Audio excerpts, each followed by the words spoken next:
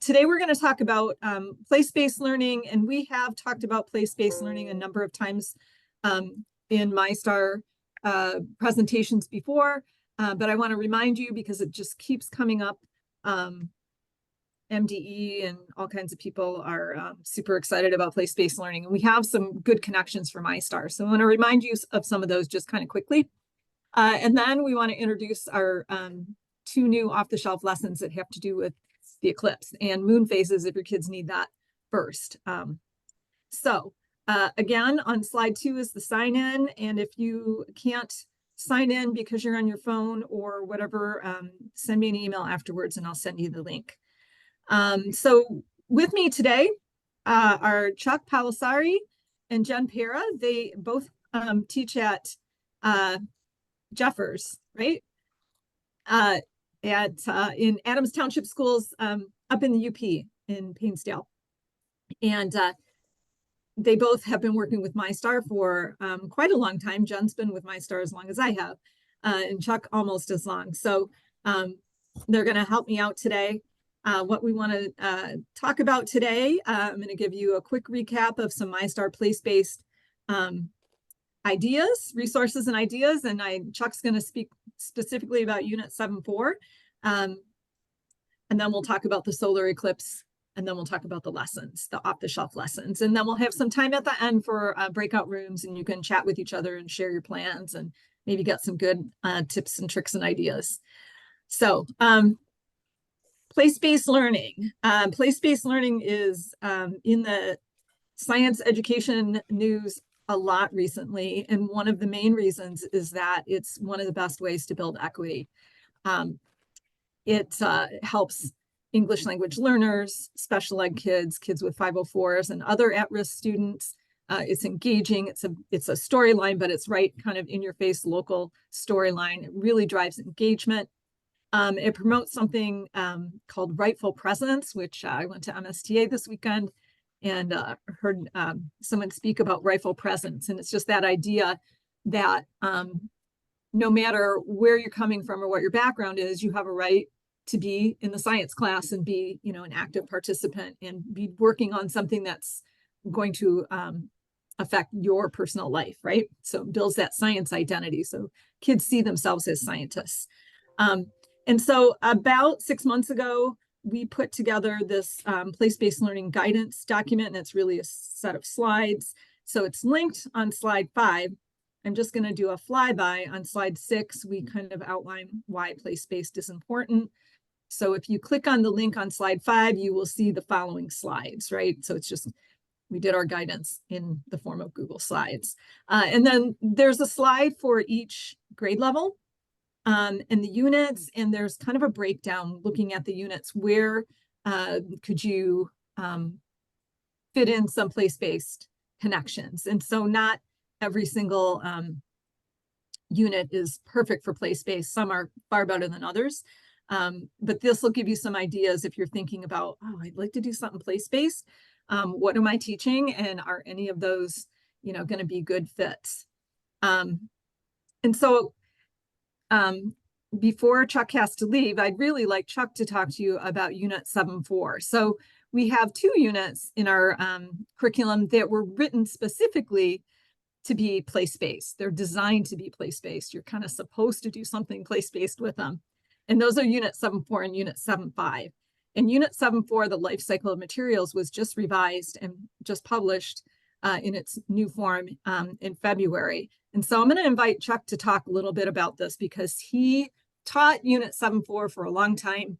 He saw ways to make it place-based. He took the time and the initiative to revise it and teach it in a place-based way in his school. And then he helped the MyStar curriculum people with the revision. So Chuck, would you like to tell everybody what you've done with 7.4 and why it's so cool? Sure. So those of you that might be familiar with 7.4 previously, it was one of the earliest MyStar units, and it was based around an insulation, material properties, kind of content, but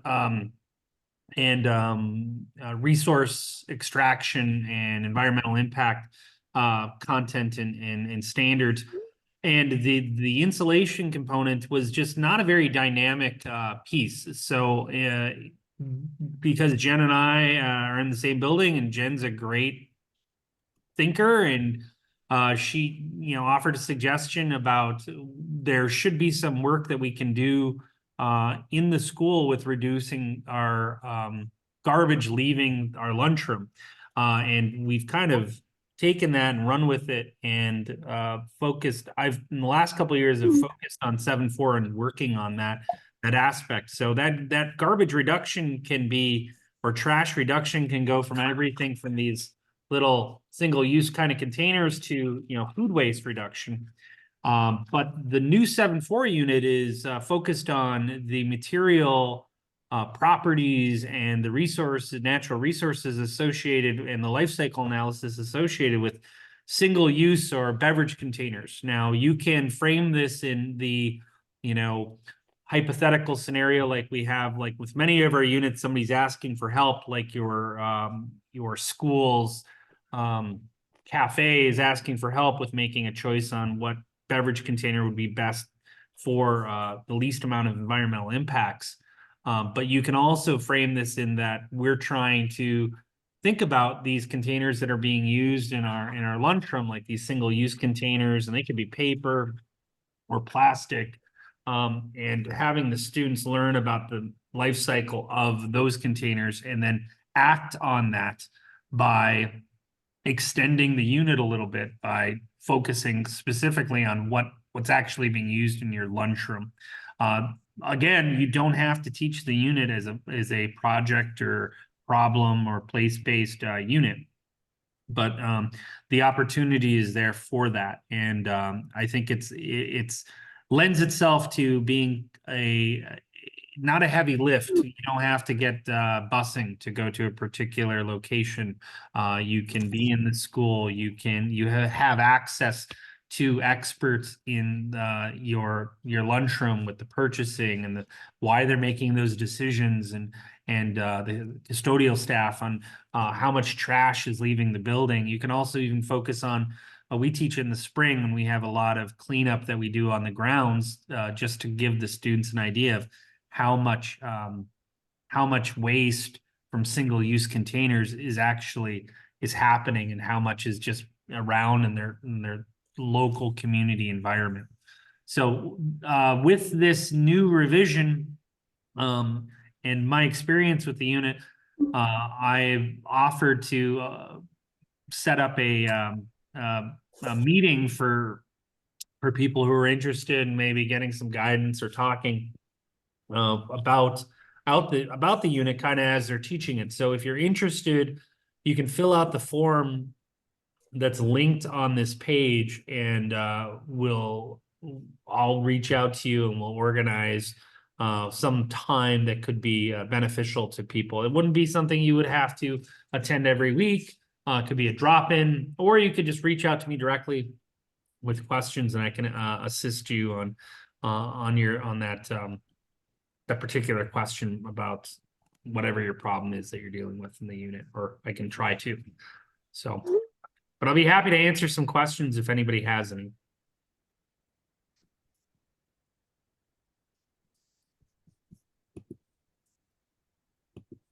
Okay, I'll leave it at that. Of course, if you do have any questions, you can reach out to me through that form. I'll be happy to get back to you, even if you're not interested in participating, but do have a question, just go ahead. So thank you. Thanks, Chuck. The other unit that is MyStar, that is written where MyStar recommends that you deeply embed something that's place-based, is Unit 7.5, and it's about drinking water and how clean and safe is your drinking water. And so Lindsay on our CD team, who's usually here at the Learning Series, was the lead in developing this unit, and she has spent a fair amount of time making sure that the unit, it's easy to slip in to insert your local drinking water data throughout the unit, right? So the unit is meant to be taught about your local drinking water source. And unfortunately, Lindsay couldn't be here today to tell you all about it, but she did do a presentation back in August to help people get started with Unit 7.5. I've linked the slides here. And if you have any questions about Unit 7.5, Lindsay would be glad to help you out. And so, send me an email, I'll connect you. And I'm sure she'd be happy to take some time because she's passionate about the content and excited for people to be able to do some place-based learning. And again, this one doesn't require anybody getting on a bus. So it's also kind of manageable. It's going to happen, within your school, more or less. So those are a couple of already designed to be place-based units. And then we have a bunch of others that, you could adapt a little bit to be place-based.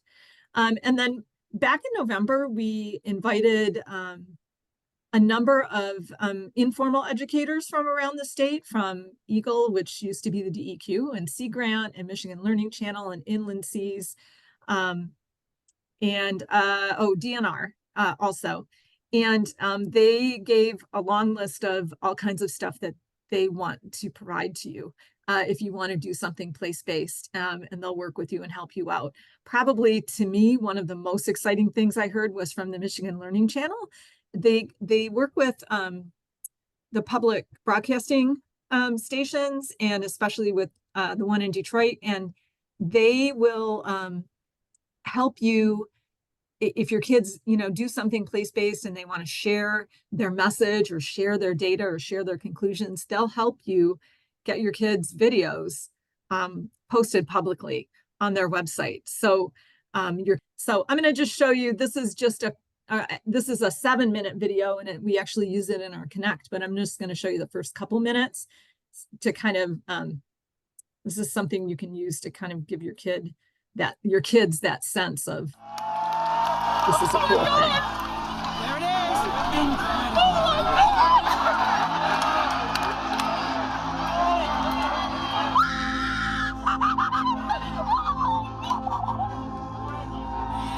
It's Monday, August 21st, 2017. The Great American Eclipse has just years away. This is the only American, right? This is an American eclipse. I think it's Eclipse. They feel it's a once-in-a-lifetime thing for them. A lot of people. This is good. See something like this here in New York. We get about 71% coverage. It's going to be totally cool to see.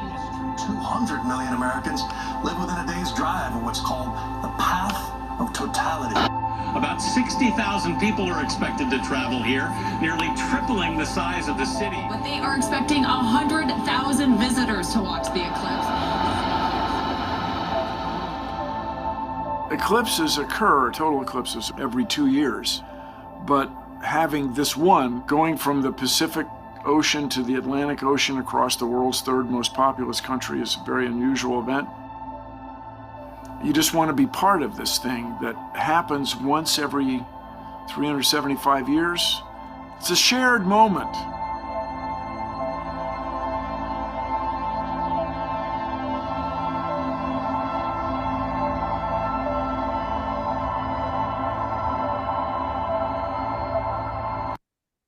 All right, so then it goes on for a few more minutes, and they interview different people. This is from the 2017 eclipse, but it's one of the pieces of the eclipse off the shelf.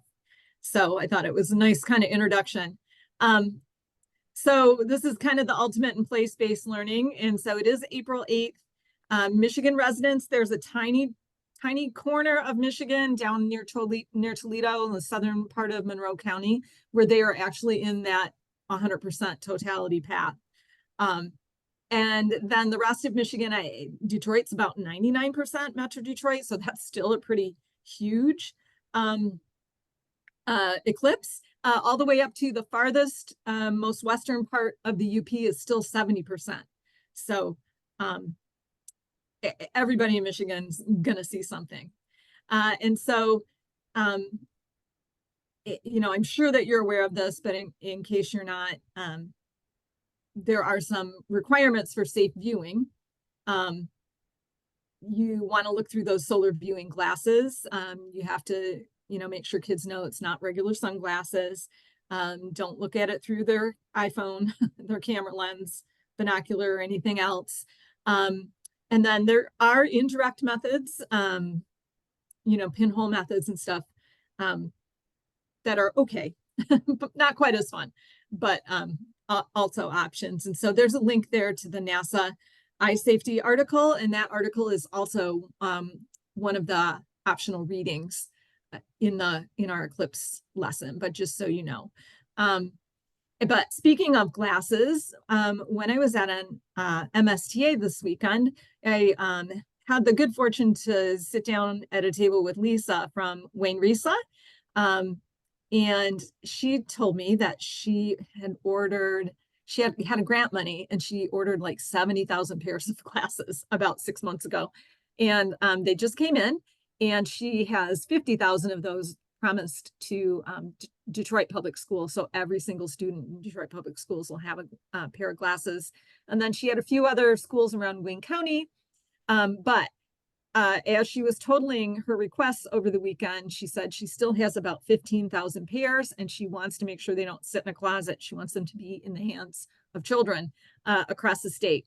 So she's going to do a kind of first come, first served, and we have not shared this with any other MyStar teachers until just now.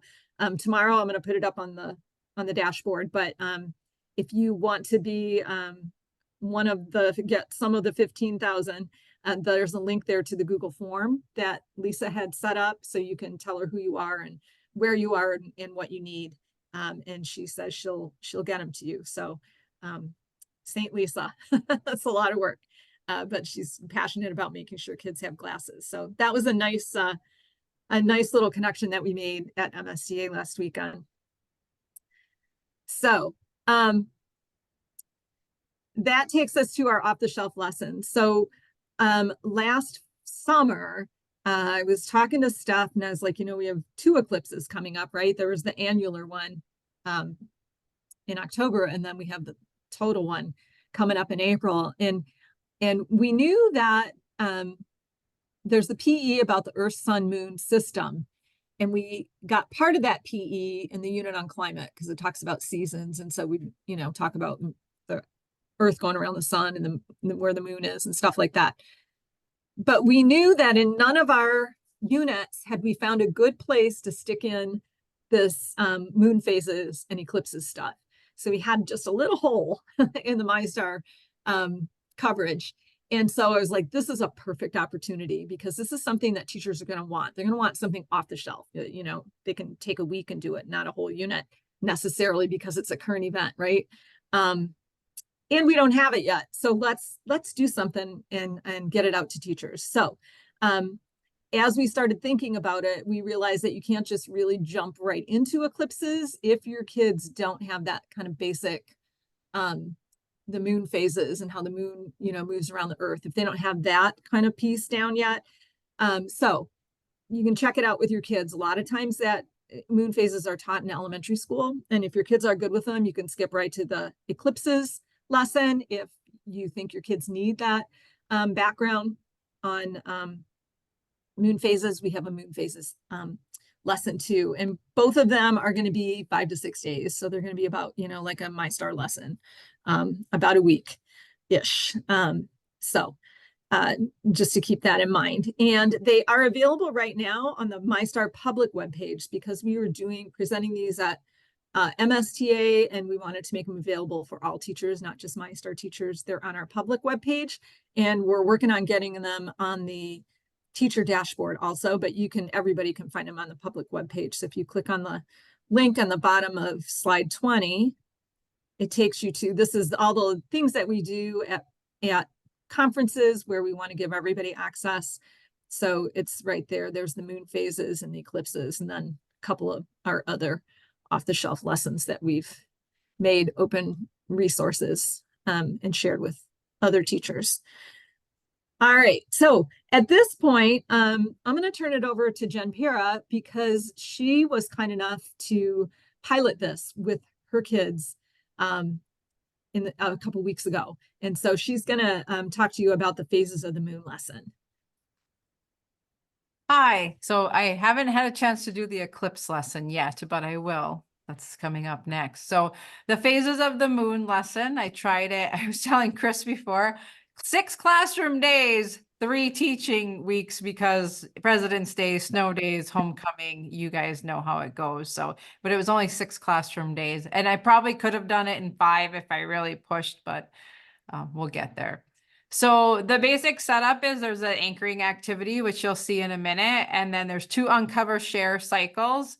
And then instead of connecting to the unit challenge, it's just trying to connect this idea of phases of the moon to different cultures and marking the passage of time. So they're still connecting it to something, but since it's an off the shelf, there's no unit challenge. And then there is a nice quick check your progress that works well to see if kids really got what they should have gotten out of the unit or lesson. Sorry, it's not a unit, it's a lesson. Next slide, please. So this anchor starts off with this quick little animation. I guess not animation, it's a NASA video. And the students do the 3 columns where they have to write down what do they see, what do they think, what do they wonder. So maybe if you want to just take a minute and pop not all 3 questions, but maybe answer one of those 3 questions into the chat. What's something you see, think, or wonder from watching this NASA time-lapse video of the moon? So Chris said she wonders how long it takes in real life. Yeah, we see a pattern. Cool to see the rocking motion. That was one my students said, why is it wobbling like that? They didn't really... I don't think that's something that you pick up on when you just see the moon each night separately. Where does it go? Is there really a dark side? Yeah, see the dark and white pattern. So it's quick, get kids thinking about what's going on. And I mean, we know our kids have looked up at night and they've seen the moon before, but I don't know, you know, where they're at. Some people pay attention. Some kids knew a lot. Some knew nothing coming in. So maybe, Chris, we could go on to the next slide. Sure. So then the anchor activity, the kids get these 8 pictures of the moon phases that are all scrambled up, and they have to cut them out and put them in order. And this is really great for seeing what kids know and where their misconceptions might be. I told Chris, my kids didn't pay attention at all. They had turned some of them upside down. So it just went like from new moon to waxing. And then they had like both of the quarter moons. And then they had the gibbous or like crescent, gibbous. They had some very interesting arrangements because they didn't pay attention to what was the top and what was the bottom. And they had them all flipped upside down. So, but this was really, I don't know. And again, it's quick, and I had the kids just tape them on a big whiteboard so I could walk around and look to see where they were at. And then I had a sense as to who was familiar with the phases, you know, because I thought, well, if they already know them all, I can skip this lesson and go right to the eclipse lesson. But that was not the case. I could tell very quickly that we needed to go through this lesson. And we did the presentation on this at MSTA, and one of the things that they weren't all MyStar teachers and people were struggling with, well, what if your kids don't get the order right? And so just as a reminder, the whole purpose, this is an anchor, right? The purpose is to just make them look. Like kids never really look, adults either, carefully at things in nature to notice those patterns, right? To really pay attention to shapes and colors and things like that. And so really the goal was just to make them start thinking about, hey, what do these shapes look like? So there's some guiding questions. Go ahead. Guiding questions to, you know, just to figure out why kids were arranging them in the way and what patterns they were noticing. And what I also thought was interesting is what patterns they didn't notice, because there were a lot of things my students were not paying attention to. I think they, you know, some of you know, you have your egg timer kids. I'm done. Now what? I'm done. Now what? And it's like, wait a second, maybe you should talk it over with your group. Does everybody agree on this? But like Chris said, they're not meant to get it right at this point. I feel like I may have had 1 or 2 student groups that got them right, but not very many. So then the first uncover activity, I should have gotten out styrofoam ball on a pencil, half of it painted black, and kind of set up the room so that one of the walls is the sun. I found a Google image of the sun and just threw it up on my smartboard to make the model a little more realistic. And, you know, the earth is in the middle. And then as a teacher, when you go around, you first just start with the new moon, first quarter, full moon, third quarter, and have the kids kind of make some observations about what it looks like.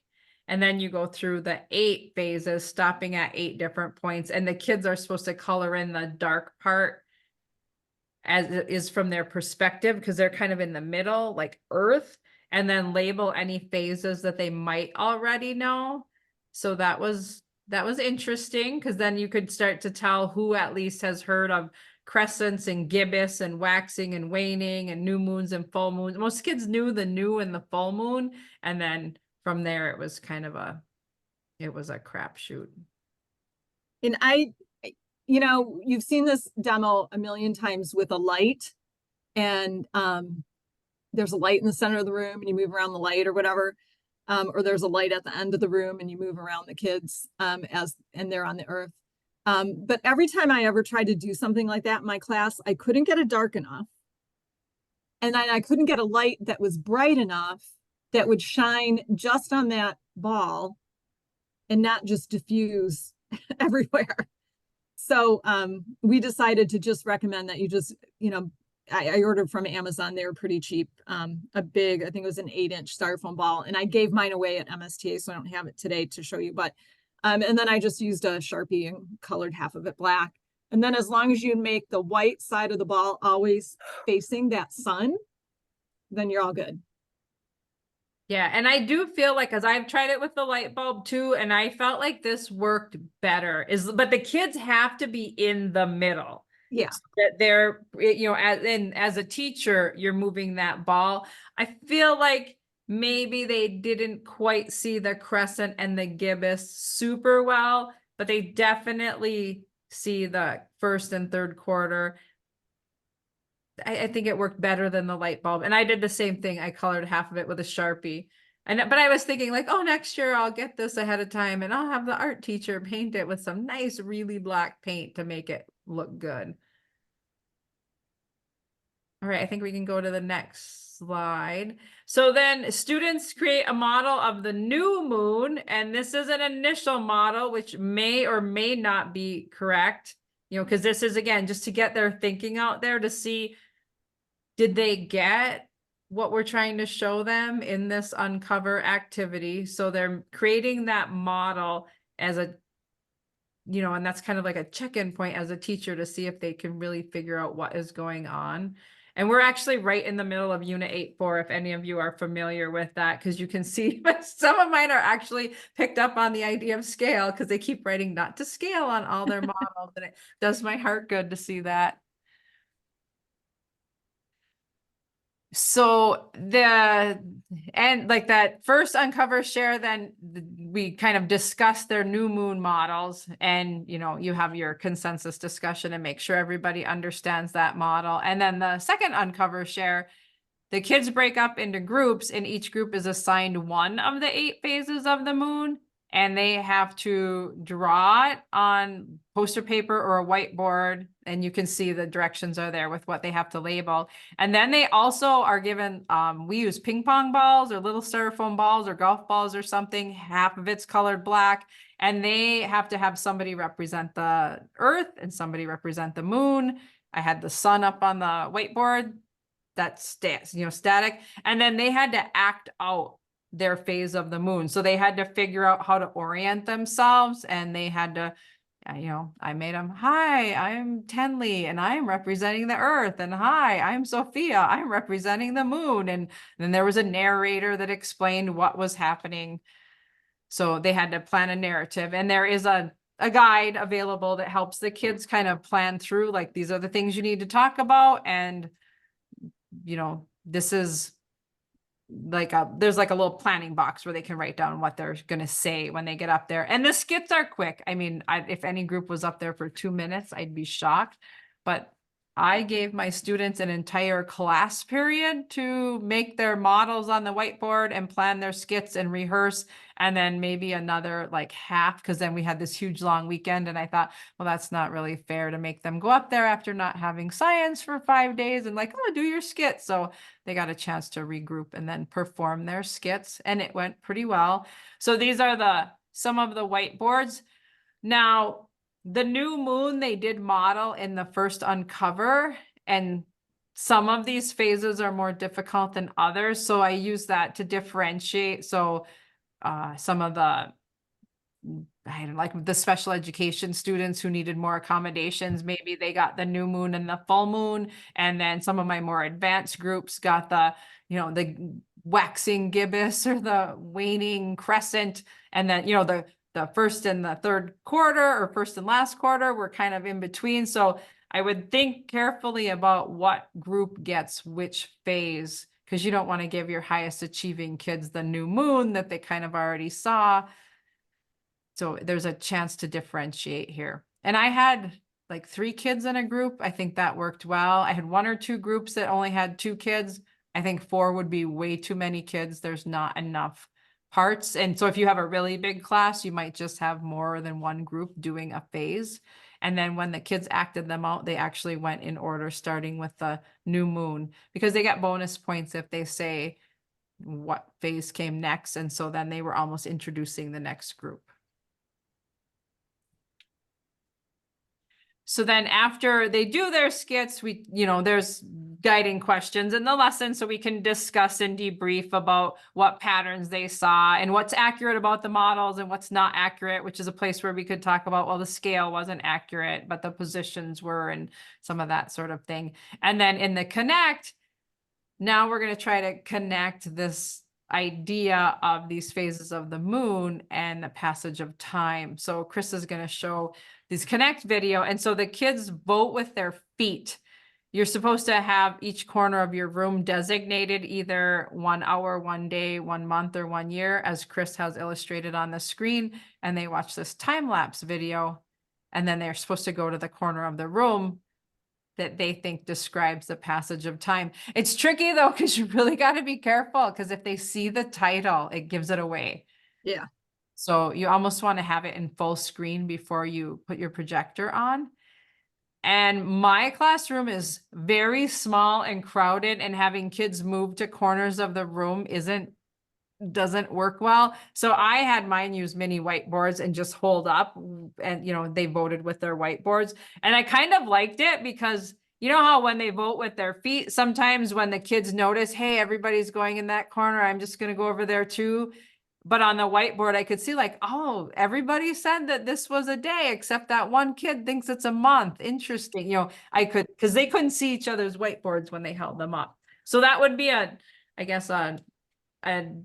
adjustment you could make if if you have a small crowded room, or you have 30 kids in your room or 35 kids and you don't want them all shuffling around or cuddling up in one corner.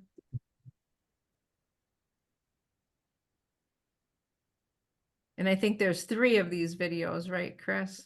Yeah. So the second one is a day. So the first one's a year, the second one's a day. And then the third one is really just the one that we used in the anchor. Same thing. Except now they should know. Yes. And that's the one that surprised me. I feel like I still had 1 kid that said it was a day. And I'm like, wait, what? After all we did this, you don't know it's 28 days between, for the cycle. But I guess that's a good, right? It's another place to get some, informal assessment. So then now that we're talking about like, how can you use these things to look at the passage of time, there's this nice little connect activity that uses the unveiling stories thinking routine. And there's a set of slides that you can copy and give to your kids in Google Classroom if you want.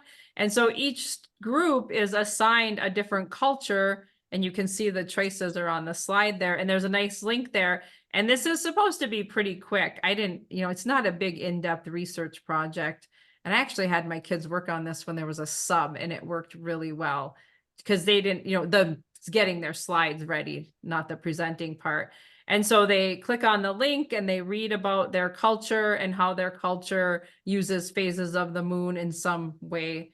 So Chris has a template right there, and they turned out pretty decent. There's one or two that are kind of, as you know, there always are, 4 words on the slide, but they basically go through and they, summarize the story, and then they talk about the human connection and what was new, and like, is there more to be learned here? What's the untold story?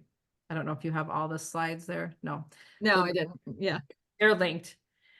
And then the check your progress, the context is that they want to go to a dark sky park to view a meteor shower. And I love, because one of the videos actually mentions the Keweenaw Peninsula Dark Sky Park. So our kids were like, wait, that's Copper Harbor. That's the Keweenaw Mountain Lodge. They recognized it right away. I don't think they realized that they lived in a dark sky park right here. And so the context is there's tonight's moon phase. What's it going to be in a week? Should they go to the dark sky park to view the meteor shower, or is it going to be a bust because there's too much moonlight? And one thing I think we're going to make a quick adjustment is under tonight's moon phase, we want the kids to actually say what that phase is, because if you know middle schoolers at all, when it says support your answer with evidence, facts about the current and future moon phase, I had a whole bunch of kids that didn't even tell me the name of this moon phase. They were just like, yeah, it's good, it'll be dark. All I got. And it's like, you know better, whereas other kids said, well, right now this is the waning crescent, so next week it's going to be a new moon, and that means it'll be really dark, so it's good for viewing meteor showers. So most kids were on the right track. And I think I forgot to mention too, in that first uncover share, the kids go through and do the activity with their right and left hand where they practice the waxing, waning, waxing, waning. And it was so cute when they were working on their skits, because I could see them going waxing, waning. Like I felt like I had a room full of little karate kids. I was waiting for them to like off.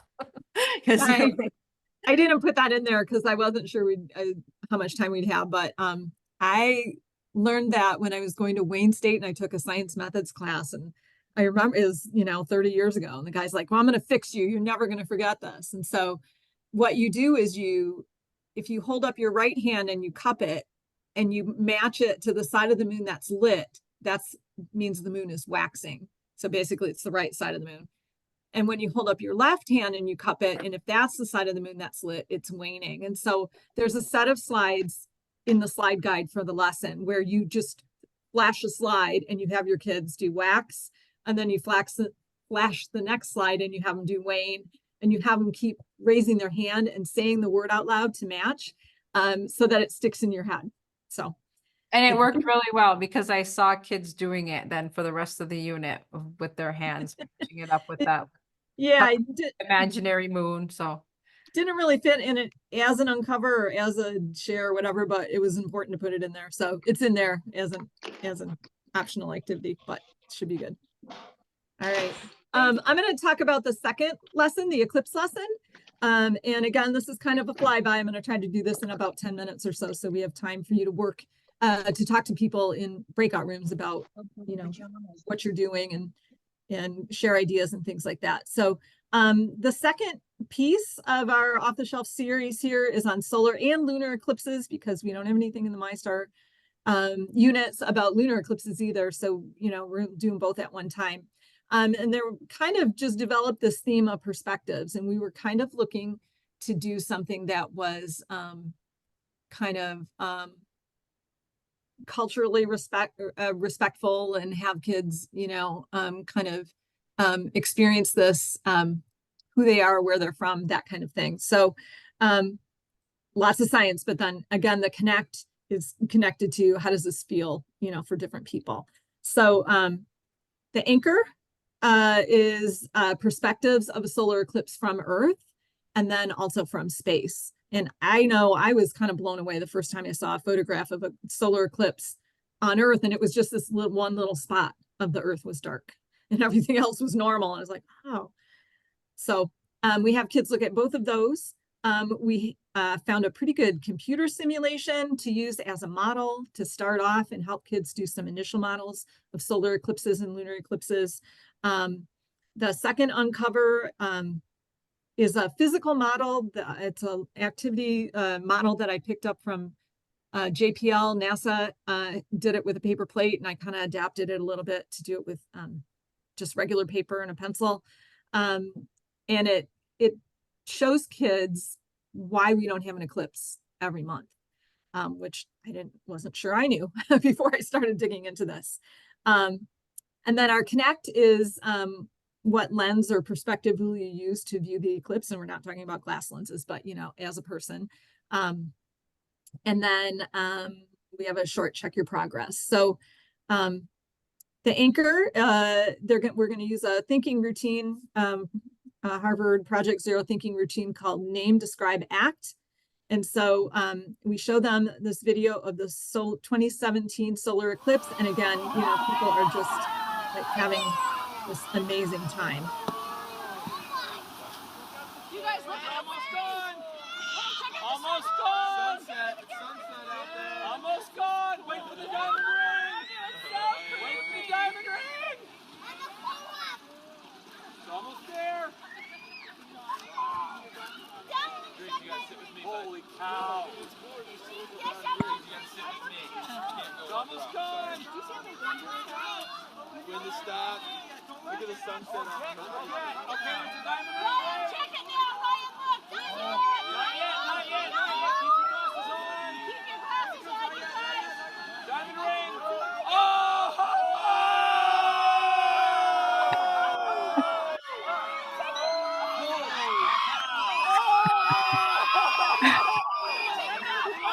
Take your glasses off. Take your glasses off.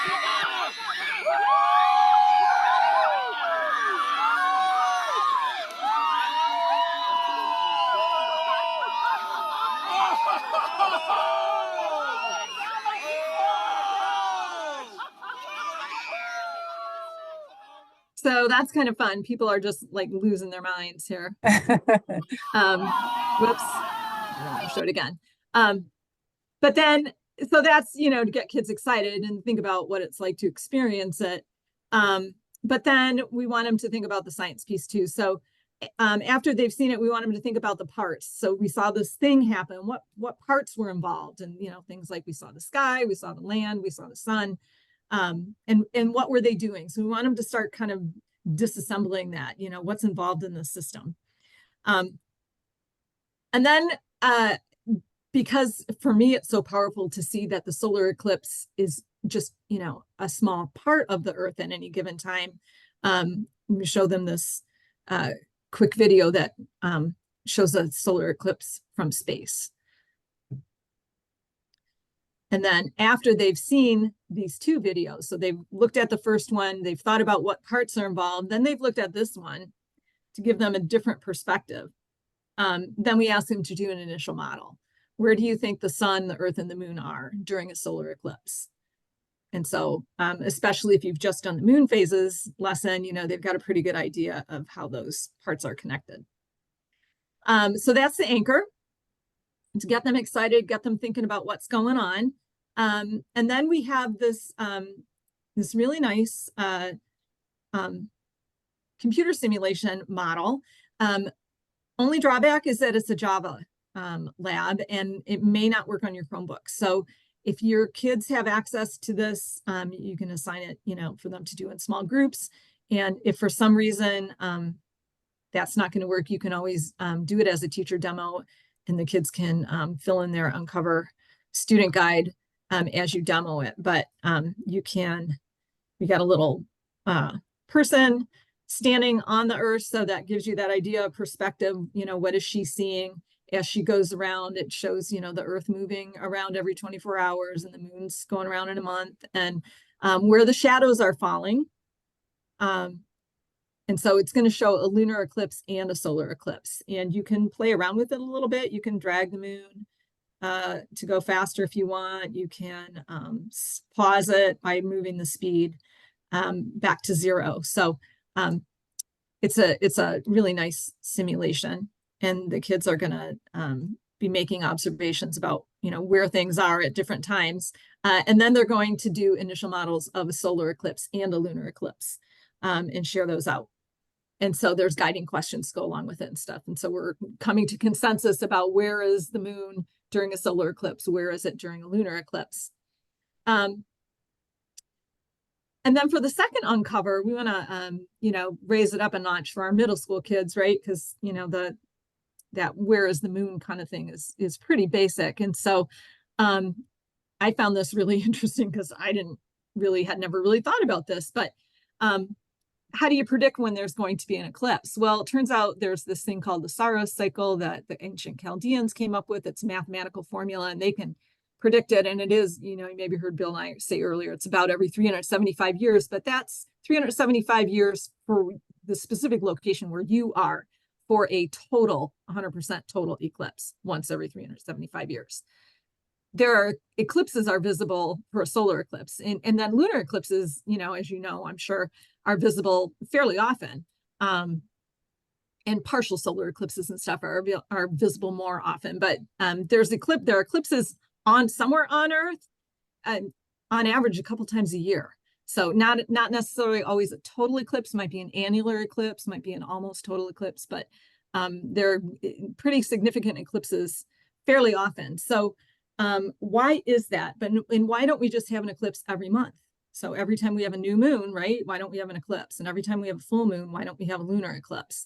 So it's because the moon's orbit is tilted. We tried real hard to think of a way to help kids discover that, and we couldn't. We're like, all right, we're going to give it to them, and then we're going to help them discover the pattern of how often they occur. And so you're going to find in the lesson 2 pieces of paper to print off for kids per group, and they're going to end up making a model that looks kind of like this. And I'll just kind of go through it step by step. They're going to end up making the moon orbiting on an angle from the ecliptic plane where the Earth and the sun orbit. And that's why we don't, sometimes the moon is above the Earth, so it's doesn't fall in the shadow during a lunar eclipse. Sometimes it's above or below the Earth when it's a new moon, so it doesn't cast a shadow on the Earth. And so kids are going to build this model, and they're going to make some observations and figure that out. So here's what you need to do it. Tried my best to make it really low prep, right? So each group gets these 2 pieces of paper. I didn't give you all the construction steps here, but they're in the lesson. So they cut out the one that has the Earth and the moon, and they cut out the little circle that goes inside, and they tape a pencil underneath and tape it so that it stays on an angle. And then they hold up their ecliptic with the Earth and the moon and match it up to the ecliptic with the sun. And you can do it on a table and use an orange or a ball or something for the sun. Or it almost works better if kids are in groups, if they just kind of hold it up in space and they just match them up so they're really even. But so we're going to look at a solar eclipse first. So solar eclipse happens during a new moon. And a new moon is when the moon is directly between the Earth and the sun. So we're going to move our Earth around our sun. And every time we move it, we're going to always look at where the new moon would be. So we're always going to look at the moon that's between the Earth and the sun. So we start out holding it up, and we've got it tilted. And you can see that in this situation, the moon is going to be below that ecliptic plane. And so there's not going to be a solar eclipse. But then as you move it around 3 months later to point B, now that moon, where that new moon is, it is on the ecliptic plane. And so you would see an eclipse. And then you move it to point C, and now it's tilted up again. And so it's above the ecliptic plane. And so you're not going to see an eclipse. And then again, 3 months later, it is on the plane again. And so you're going to see an eclipse. And so the kids are going to record that then. When we have a new moon phase, are we going to see a solar eclipse? Yes or no? And it should be yes, no, yes, no. Or it could be no, yes, no, yes. It doesn't matter as long as they see that it's every 6 months, right? Because there's 3 months between each of the points. They do need to know that it's taking a year to go around the sun. And then you repeat that for lunar eclipse, except this time you're going to look at where the full moon would be. So this time, as you move it around, you're always going to look for that moon that's farthest away from the sun. And you'll find the exact same pattern with the lunar eclipse. It's going to be yes, no, yes, no, yes, no, right? So the eclipses happen when the moon is crossing the ecliptic plane, and they don't happen when the moon is not crossing the ecliptic plane. So about twice a year, there is an eclipse, a lunar eclipse or a solar eclipse of some sort, a total or nearly total eclipse. It's about every 6 months. There's a little bit of math involved, so it's not exactly, but it's roughly every 6 months, and it's because about every 6 months the moon crosses that ecliptic plane. And then you see the lunar eclipse is always going to be a couple of weeks either before or after that solar eclipse, right? And that makes sense because it takes about 2 weeks to go from a full moon to a new moon. So we don't want kids to get bogged down in the math. We're just kind of looking for this very general pattern. So somewhere in the world, there's a solar eclipse visible or nearly full solar eclipse about twice a year, and the same for a lunar eclipse. And lunar eclipses, obviously, everybody who can see it when it's nighttime, you see them. So you see they're visible to you where you're standing in your little part of the world much more often. But then kids can confirm. So I pulled, this is from dateandtime.com or whatever. I pulled I eliminated the penumbral lunar eclipses and the, tiny partial solar eclipses. But if you look at the major eclipses, it's about every 2 months. So we really just want them to be able to say, here's what's happening and here's why. So that's the second uncover. And then the connect, again, we want kids to think about how do people experience this. And so we're going to use a routine called Lenses for Dialogue. And it's an idea of just kind of looking at things, looking at how other people experience things through their own personal lens, which may or may not be just like yours. And so we have 2 videos that you can choose from. This time of renewal video is a PBS video, and it's from the eclipse in 2017. And it's about 7 or 8 minutes long. And they just interview people who are experiencing this eclipse from all different walks of life with all different kinds of viewpoints. You have people who are, very scientific about it. Some people are just like, this is the beauty of nature. Some people are like, this is evidence of God in the world. Some people are like, different, everybody has these different kind of ways of experiencing, and yet we're all experiencing this common phenomenon that's so exciting.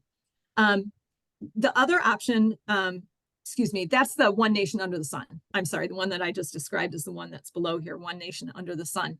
And then the time of renewal video is specifically about the Navajo culture, and they have a long-standing tradition that during solar eclipses, they go inside, they are quiet, they're reflective, they don't, yell and scream, and they don't go outside and look at it.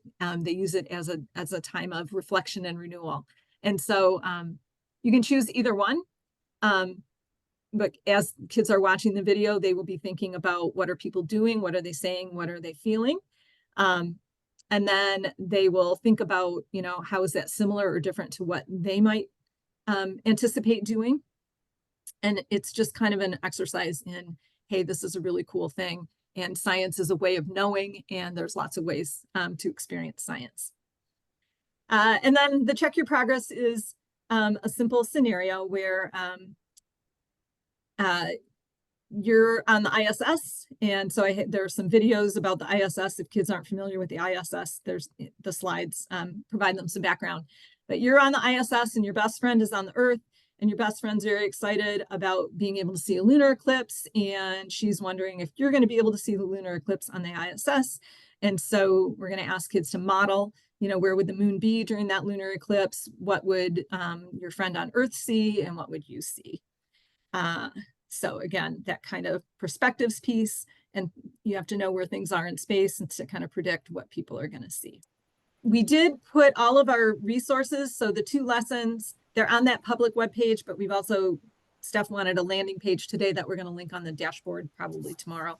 But we do have a page that will give you the lesson resources and a few other things. And that's on slide 58, if that's of help to you. We have 3 more things coming up in March. We're doing phase 2 productive talk on Thursday this week. And then in a couple weeks, we're going to do claim evidence reasoning.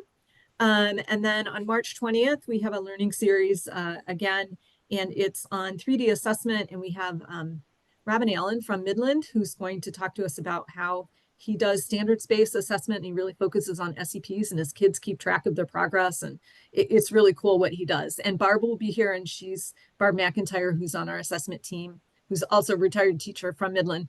And she'll talk about, she's working on doing standards-based grading guides for all of the pre-post tests, where you'll be able to say if they got A right, they're a level 1, and if they got A and B right, they're a level 2, that kind of thing. So that's going to be super cool. So those are all on the events for educators page, which is the public website, but they're also, you would want to register on the MyStar teacher dashboard. And if you have any questions about those, you can let me know. And I'd be happy to answer them. Just shoot me an email. So thanks so much again for being here. Appreciate your time. I know it's a crazy time of year, or time of day, time of year, all of that. So appreciate you being here.